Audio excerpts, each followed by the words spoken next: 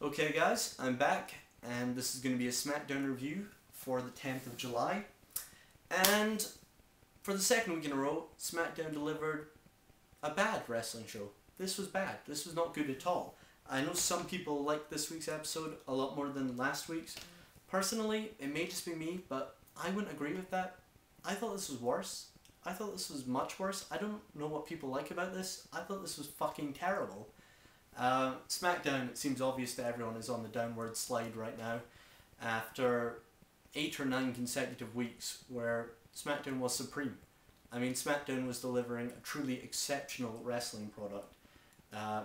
Brilliant wrestling, brilliant booking, perfect. Probably the best sustained period of wrestling I've ever seen on television. It was that good.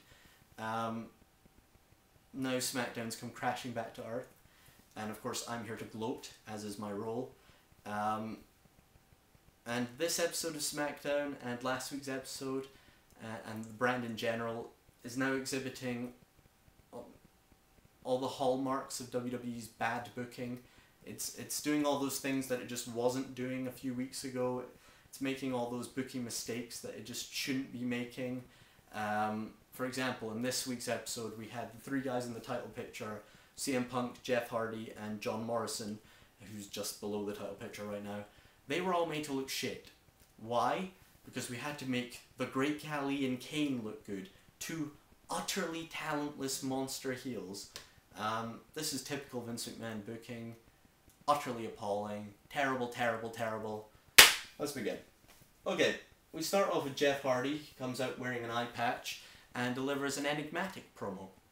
Did I say enigmatic? I meant shit. Because that's what all Jeff Hardy's promos are. They're fucking terrible. Don't know why they give this guy a mic. He's awful.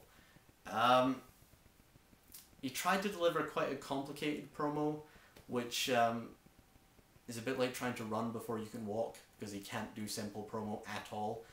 Basically, he was trying to hold up a mirror to CM Punk's hypocrisy with this whole eye injury thing. That was the whole idea. The culmination of which was him taking off his eye patch and going, "See, my eye injury is just as real as yours," implying CM Punk's eye injury is fake. No, that was terrible. His opponent is Kane, and for the second week in a row, I know Bobby commented on this last week. Last week, Kane and Rey Mysterio both needed the victory, really. Once again this week, Kane and Jeff Hardy both need to win this match. Kane, because he needs to maintain his momentum until he eventually gets squashed by the Great Khali, basically. And Jeff Hardy, because he's the #1 contender, and, you know, the #1 contender should never lose to Kane. Kane's fucking terrible. So, unfortunately, the #1 contender did lose to Kane here. This match was awful. Not just the booking, all of it. It was terrible. This was so sloppy. Kane is a really sloppy wrestler. He's so old now, and he's so overweight, and I, like Bobby, thought on his 3 months off he'd be losing some weight. No. Jeff Hardy delivered one of those matches I constantly berate him for, where he just looked really lazy, looked like he wasn't trying very hard at all. Not good. Not good. The only thing of note really in this match is that they did more low drop kicks in this match than I think I've ever seen in a single wrestling match. There was like 10 low drop kicks in this match. Jeff Hardy starts off fast, dominates Kane for a bit, then Kane rather predictably and boringly dominates Jeff Hardy, working incredibly untidily on Jeff Hardy's ribs. There was one move Kane did that looked exactly like the GTS, like exactly. He did a fireman's carry into a gutbuster, but it looked like Jeff Hardy's head just hit his knee. It looked exactly like the GTS. I found it pretty funny. My favourite moment in this match was Todd Grisham trying to come up with an adjective to describe Kane's shoulder, and rather than saying Kane's gargantuan shoulder came off the mat, or Kane's monstrous shoulder came off the mat, or even a word he might know like Kane's big shoulder came off the mat, he decided to say Kane's white shoulder came off the mat. White? What? Todd Grisham makes it so easy to mock him.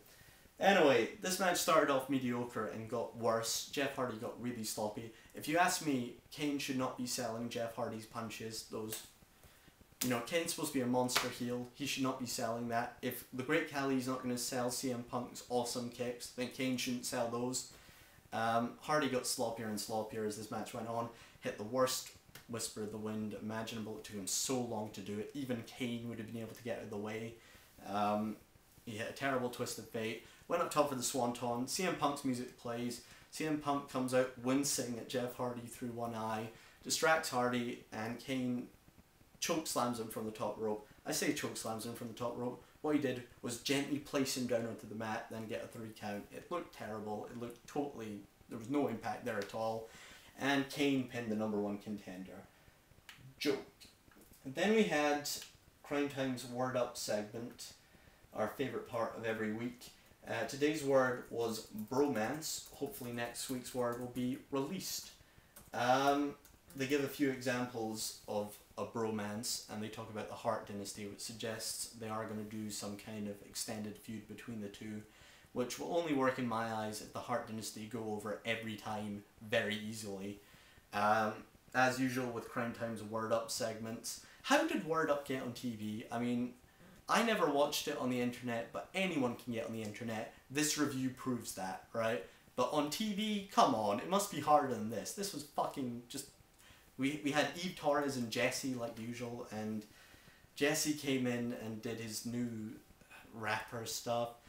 And like Bobby mentioned last week, the only reason this guy's in the company is because he's Terry Gordy's son. To be honest, if this guy was the love child of Marie Curie and Muhammad Ali, that would not be an acceptable enough reason in my head to keep this guy on the staff. He is horrendous. People say WWE release people too easily. Clearly not. All these people are on the roster. Crime Time, Eve Torres, Jesse, what? Anyway, then we had John Morrison talking to Teddy Long. John Morrison was reinforcing the idea that he's challenging either Hardy or Punk at SummerSlam, and I believe most people think it's going to be both Hardy and Punk. And whereas Teddy Long just wanted a karaoke partner, basically. And then we had Dolph Ziggler come out of the closet,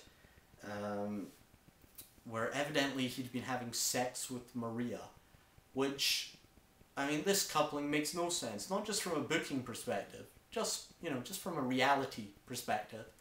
Anyway, then we have Ziggler versus Morrison. Now, for me, I was slightly worried because I thought Dolph Ziggler might win, and I know everyone's had this big change of heart about Ziggler. They've had a sort of Jack Swagger metamorphosis, where, you know, originally thought, oh, this guy's not very good, he's a bit annoying, and now they're like, oh my god, he's so great. Dolph Ziggler is not Jack Swagger, right? I like Dolph Ziggler, I do. He's a good worker, he's solid, but then Charlie Haas is a good worker, Shelton Benjamin is a much better worker than Dolph Ziggler, R-Truth's a much better worker than Dolph Ziggler. Dolph Ziggler is lacking so many things. The first thing he's lacking are moves. He does no moves. He has no moves, right? I mean, he does 2, by my recollection. One of them is his finisher, and I think that's crap. He can't cut a promo. He has very little charisma. I mean, this guy's not Jack Swagger at all. Jack Swagger is really, really good. I think this guy is so overrated and so overpushed. I don't see why Shelton and R-Truth don't get the push. They suck on the mic too, but they wrestle better than this guy. But yeah, Ziggler is a good worker, but there's no way he should be going over John Morrison in this match, right? Morrison is in a very tentative position right now. He beat CM Punk 2 weeks ago and since has lost all his momentum. Last week he was singing Michael Jackson. This week he loses to Dolph Ziggler. Okay, that's not acceptable, right? You're trying to push this guy as the man. I don't really see the point in this at all. This match was okay. It wasn't great. I mean, they certainly could do better, these two. Dolph Ziggler is at least solid, no question about that, and John Morrison is very, very good. They start off on the mat. Morrison does a little spinning plancha to the outside. Todd Grisham says that these two are like 2 high school quarterbacks meeting in the big leagues for the first time and figuring out who's better. I'm not going to criticise that, Todd, because that made sense. That was actually a good simile. Finally, Todd Grisham has done something I approve of. Then he rather unsuccessfully tries to claim Dolph Ziggler has OCD. That's the Todd Grisham I know and hate. the reason I'm telling you all this stuff is because this match got bogged down really in a really uninspired bit of Ziggler domination. Towards the end of the match, they did a few nice things. Morrison did some nice kicks. Ziggler did the only move of his I like, which is that reverse overhead T-bone type thing. End of the match comes, Morrison goes for a round the world DDT, and Ziggler counters it, which has been a theme in this match and on commentary, into a roll-up, pulls the tights for the win. I don't care that this win wasn't clean. The fact is they decided to put Ziggler over Morrison, and that's wrong right now. Maybe if Morrison's not established enough to start putting guys over, right? Morrison needs to be put over right now. Anyway, turn over to part 2.